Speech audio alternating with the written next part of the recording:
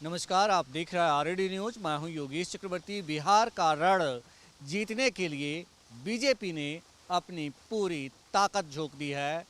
BJP अपने उन तमाम हथकंडों का इस्तेमाल करना शुरू कर दिया है जिसके जरिए बिहार का बैटल जीता जा सके। जी हां, खास करके जातीय नेताओं को बीजेपी ने भेजना शुरू कर दिया है। आज पटना में केंद्रीय मंत्री स्मृति ईरानी के अलावा युवा बीजेपी के सांसद तेजस्वी सूर्या हैं। यही नहीं, आने वाले दिनों में मध्य प्रदेश के मुख्यमंत्री मोहन यादव 18 जनवरी को बिहार में होंगे। तो बीजेपी बिहार का रण जीतने के लिए तमाम कवायद अभी से शुरू कर दी है। इसी मसले पर हम चर्चा करते हैं। हमारे साथ वरिष्ठ पत्रकार संजय वर्मा जी मौजूद हैं। संजय जी, जिस तरह से बीजेपी नेताओं का बिहार आगमन बढ़ गया है, कैसे देखते हैं आप? ये शुरुआती जो संकेत है, क्या कहते हैं? भाजपा लोकसभा चुनाव को करो या मरो के तर्ज पर लड़ना चाहती है, खासकर बिहार में। चूँकि बिहार तय करेगा आने वाले समय में कि देश की कुर्सी पर फिर से तीसरी बार नरेंद्र मोदी विराजमान होते हैं या उनकी जगह इंडिया का कोई प्रधानमंत्री बनता है। इसलिए बिहार का खासा राजनीतिक महत्व है। इस राजनीतिक महत्व को बीजेपी भी समझ रही है। पिछली बार जब चुनाव हुआ था तो उनके allies partner Janata Dal you के नीतीश कुमार थे, जिनके कारण उनको बिहार में 40 में से 39 सीटें मिली। और फिर अभी जो परिस्थिति है कि नीतीश कुमार इंडिया में महागठबंधन में लालू जी के साथ, कांग्रेस के साथ, कम्युनिस्ट के साथ हैं, तो भाजपा कोई कोर कसर नहीं छोड़ना चाहती है। उसके निशाने पर बिहार है। वो हर हाल में बिहार में 40 सीटों में से अधिकतम जीतने का प्रयास करेगी। और उसी के तैयारी के सिलसिले में नेताओं के आगमन का जो सिलसिला है वो शुरू हो रहा है। आज स्मृति ईरानी आई, वो जो है जगत सूर्या आए, आने वाले समय में और भी नेता आएंगे। तो भाजपा ने इसको चुनावी रण क्षेत्र को पूरी तरह से साधने के लिए खूब बढ़िया प्लान बनाया है। और वो प्लान बनाकर योजनाबद्ध तरीके से हर नेता को हर समय भेजना चालू कर दिया है। हर नेता को भेजना शुरू कर दिया। लेकिन जिस तरह से कहा जा रहा है कि बीजेपी जो है जातीय गोलबंदी भी कर रही है और जातियों को साधने के लिए उस जाति के बड़े लीडरान को भी बिहार भेजने की कोशिश में जुटी हुई है। और शायद उसकी पहली कड़ी में मोहन यादव हैं। भाई, मोहन यादव पहली कड़ी कैसे है? अगर जातीय वोटरों को साधने के लिए अगर जातीय नेताओं का फौज खड़ा करने की बात करें तो सबसे पहले जो प्रदेश के अध्यक्ष बिठाए गए उनकी क्वालिटी सब कुछ होगी, लेकिन उनकी क्वालिटी से ऊपर उनका कुशवाहा होना था। और वो जो है सो कुशवाहा जाति को साधने के लिए उन्होंने सम्राट चौधरी को प्रदेश अध्यक्ष के तौर पर बिठाया। जबकि भाजपा में ऐसा कोई इतिहास नहीं था कि बाहर से आए व्यक्ति सीधे भाजपा में एंट्री लेता हो और फिर उसको अध्यक्ष बना दिया जाता है। तो जातीय जो साधने की बात है तो शुरुआत तो वहीं से हो गई। अब आने वाले दिनों में जो बातें हैं, हर जाति में पैठ बनाने के लिए, हर जाति का वोट प्राप्त करने के लिए, मतलब हर समीकरण को साधने के लिए जातीय जो है नेताओं को वो उतारने का मंसूबा रखती है। हालांकि वो तो जातिवाद कहती है कि वो तो जातिवादी है नहीं, लेकिन उसका उल्टा देखिए तो बिहार के चुनाव में, खास करके लोकसभा चुनाव को जीतने के लिए, वो तो पूरा का पूरा जो है जाति का कलर ही दे रही है भाजपा। बिहार में जो चुनाव होने वाला है वो जानती है बिहार में कि बिना जातियों को, खास करके जो मुख्य जातियां हैं, यादव हैं, कुर्मी हैं, कोयरी हैं और भी जातियां हैं, अगर इन जातियों को अगर नहीं साधेंगे तो मुझे सफलता नहीं मिलेगी। इसी के लिए वो मोहन यादव जी हाल ही में मध्य प्रदेश के मुख्यमंत्री बने हैं, तो उनको लाकर यहाँ जो है यादवों को साधना चाहती है। यादव जानते हैं आप कि बिहार में सबसे अधिक वोट है, 14%। तो उनका मंसूबा साफ है कि मोहन यादव के बहाने वो यादवों को साधना चाहते हैं। अभी जब स्मृति ईरानी और सूर्या प्रकाश जब यहाँ हैं तो ये दोनों किनको साधेंगे, किस वर्ग को साधेंगे? ये जो है इनका जो है सो फेस है, समझ रहे हैं ना, ये फेस है, ये जातियों को नहीं साधेंगे।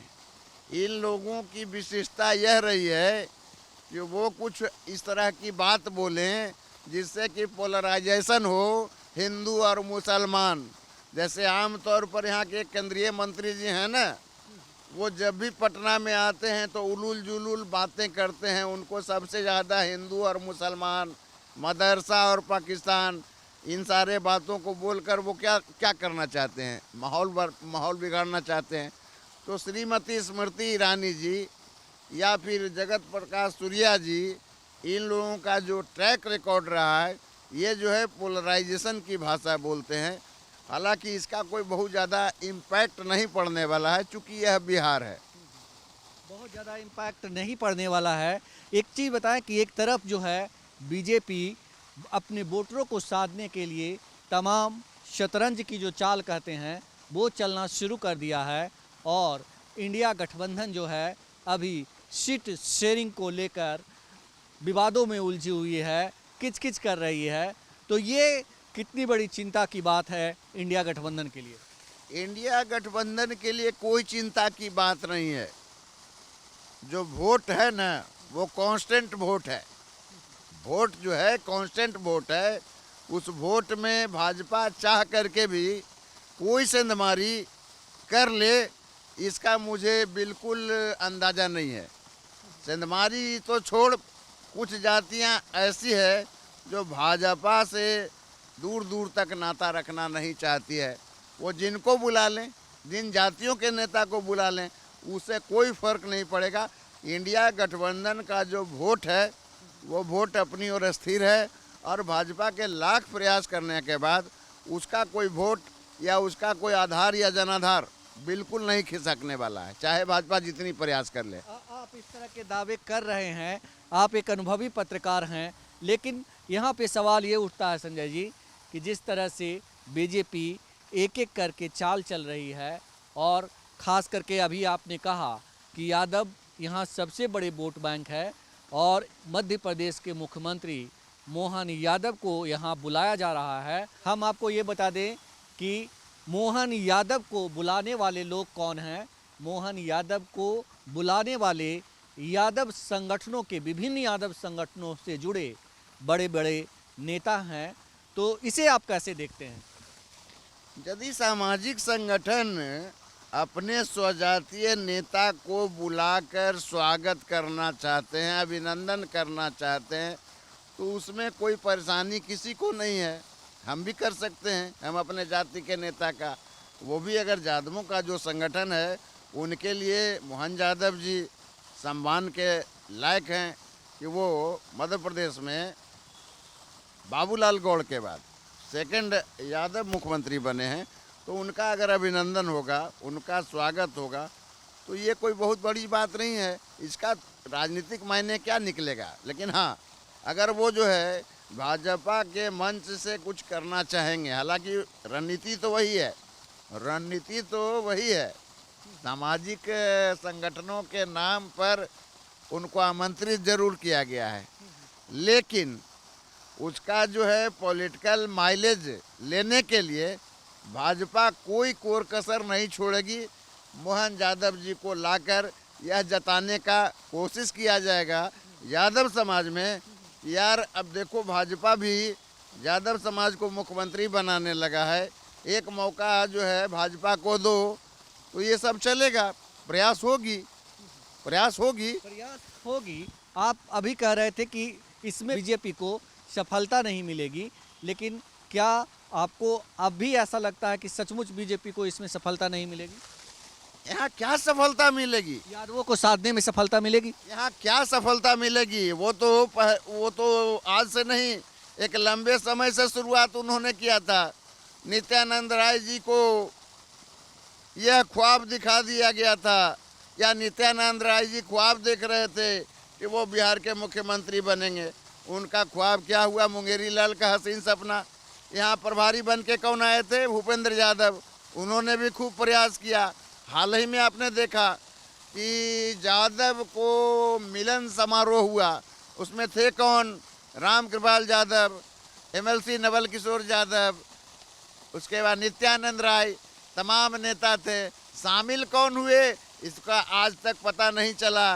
कौन से यादव के सम्मानित नेता, किस पार्टी के सम्मानित नेता शामिल हुए, कुछ पता नहीं चला।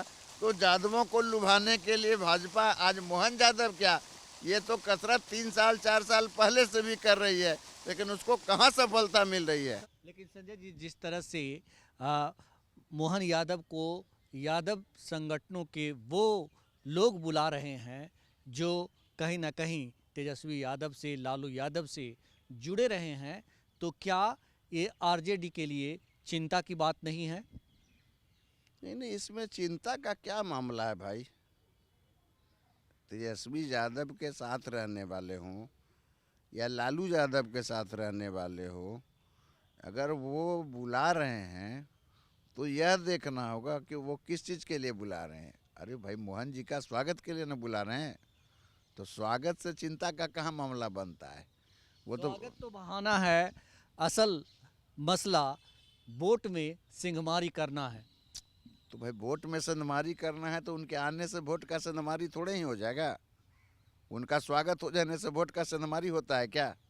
मोहन यादव जी ने बिहार के यादवों के लिए क्या किया है, यह भी तो यादव समाज पूछेगी, समझेगी। मोहन यादव जी आएंगे तो वो बताएंगे ना कि बिहार के यादवों को क्यों भाजपा के साथ आना चाहिए, मेरे साथ क्यों आना चाहिए, मेरे साथ क्यों आना चाहिए। तो यह सब मोहन यादव जी बताएंगे। लेकिन जहाँ तक चिंता का सवाल, यहाँ कोई चिंता का सवाल नहीं है। किसी के लिए चिंता का सवाल क्यों? चिंता का सवाल है।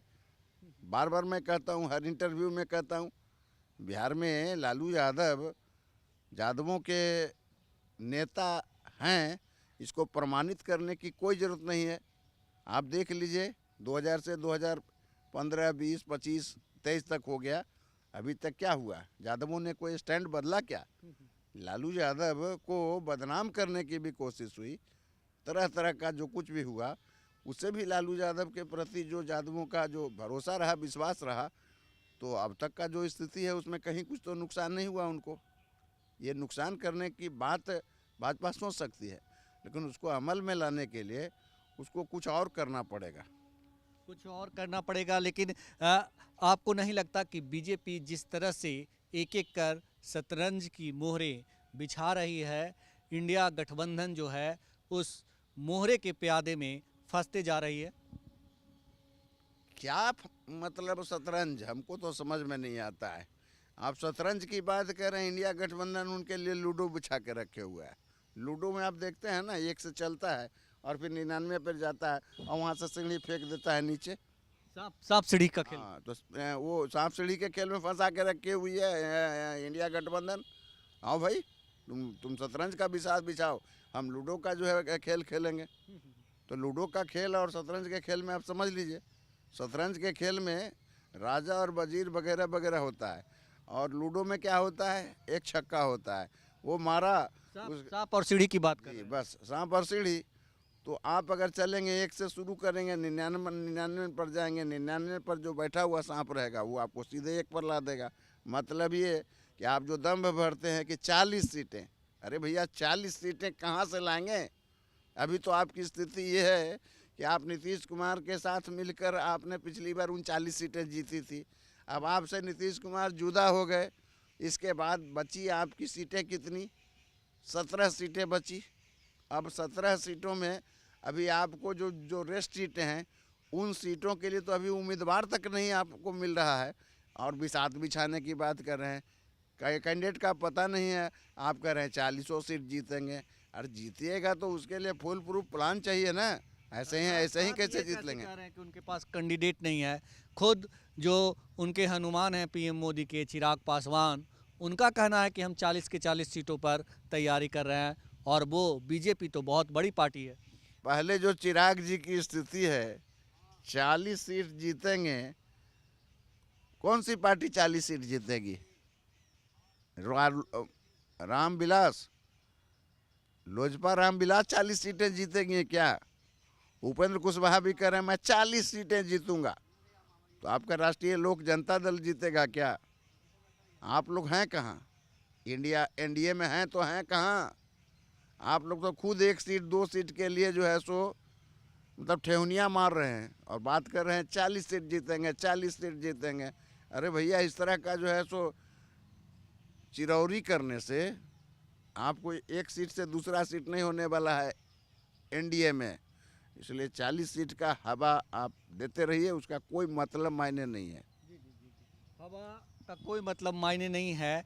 तो आपको लगता है कि बीजेपी जो जातीय गोलीबंदी कर रही है, जो समीकरण बना रही है, उसका असर बिहार के जातियों पे नहीं होगा, और बिहार का समीकरण कहें या लालू नीतीश का जो समीकरण है, उसे बीजेपी तोड़ने में नाकाम रहेगी?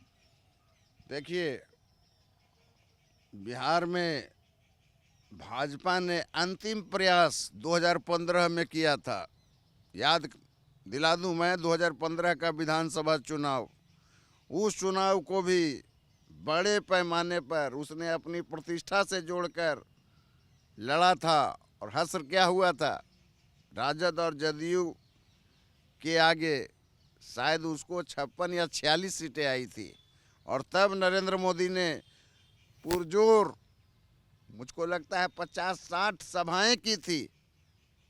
एक स्टेट में एक प्रधानमंत्री की इतनी सभा हो, ऐसी दुर्गति हो, जिसका परिणाम तो वो खुद भोग चुका है। अब आगे आने वाले समय में क्या होना है? जब भी लालू और नीतीश एक साथ रहे हैं, भाजपा का दाल नहीं गला है, और फिलहाल भी दाल गलने वाला नहीं है। वो जितना छौंक लगा लें, उसे कोई फर्क नहीं पड़ता है। एकदम लालू प्रसाद, नीतीश कुमार, कम्युनिस्ट पार्टी या जो भी महागठबंधन के अंदर है, उनके पास जितने वोट हैं, उस वोट की तुलना में भाजपा को उसको छूने में आसमान ज़मीन एक करना पड़ेगा, और आसमान ज़मीन एक करके भी वो उसके मुकाबले में कहीं खड़ा नहीं हो पाएंगे। तो बहुत मुश्किल है डगर पनघट की। बीजेपी भले ही लाख प्रयास कर ले, तमाम तरह की कवायद कर ले, तमाम कोशिश कर ले, या यूं कहें कि एड़ी चोटी का जोर लगा ले, लेकिन लालू नीतीश के समीकरण को साधना इतना आसान भी नहीं। फिलहाल इतना ही। अगर आपको हमारा ये डिस्कशन अच्छा लगा हो तो आप हमें फेसबुक पर फॉलो करें, यूट्यूब पर सब्सक्राइब करें, ज़्यादा से ज़्यादा कमेंट्स करें, और लाइक शेयर करना तो बिल्कुल नहीं भूलें। धन्यवाद।